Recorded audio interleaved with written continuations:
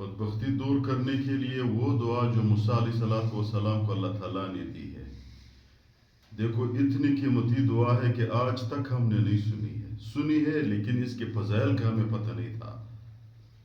موسیٰ علیہ الصلوۃ والسلام نے اللہ کے دربار میں عرض کی کہ اللہ ہمیں کوئی ایسا خاص وظیفہ بتا دے تاکہ میں ہر وقت اس وظیفے کے تھرو آپ کو یاد کرتا رہوں۔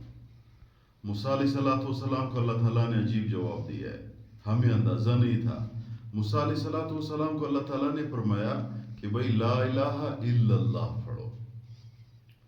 موسیٰ علیہ الصلوۃ والسلام نے عرض کی یا اللہ یہ تو سب پڑھتے ہیں، کیونکہ لا الہ الا اللہ موسیٰ کلیم اللہ، لا الہ الا اللہ محمد الرسول اللہ، لا الہ الا اللہ احمد رسول اللہ، یعنی آدم علیہ السلام سے لے کر قیامت تک جتنے بھی لوگ ہیں وہ سب کہتے ہیں لا الہ کوئی معبود نہیں بغیر اللہ۔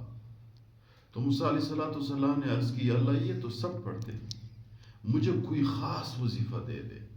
تو اللہ تعالیٰ نے جواب دیا کہ اے موسیٰ علیہ الصلوۃ والسلام دنیا اور ما فیہا یعنی جتنی بھی چیزیں ہیں یہ کسی ایک پلڑے میں رکھے اور یہ کلمہ کے کاغذ دوسرے پلڑے میں رکھے، تو یہ جو کاغذ ہے یہ کلمہ ہے، یہ تمام دنیا اور ما فیہا یعنی دنیا اور دنیا کے اندر جتنی بھی چیزیں ہیں، دنیا کی پیدائش سے لے کر ادھر سے لے کر قیامت تک جتنی بھی چیزیں ہیں یہ ایک پلڑے میں رکھے اور یہ کاغذ یا یہ کلمہ دوسرے پلڑے میں رکھے، اس کلمے کا وزن زیادہ ہے۔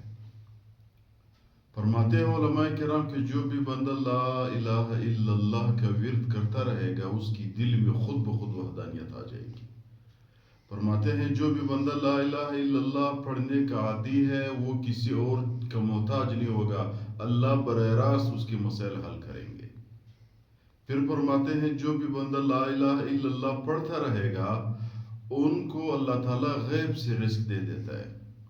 لا الہ الا اللہ پڑھنے والا کبھی لا علاج بیماری میں مبتلا نہیں ہوگا۔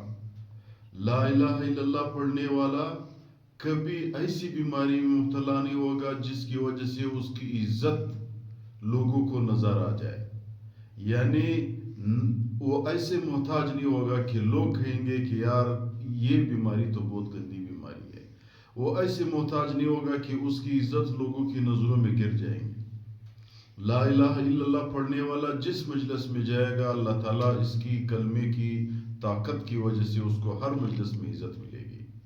لا الہ الا اللہ پڑھنے والے کی اولاد فرمانبردار ہوں گے، بڑے فضائل کو علماء نے کتب نے لکھے ہوئے ہیں۔ تو یہ اس کی طاقت یہ ہے کہ یہ تمام انبیاء کی کلمہ ہے۔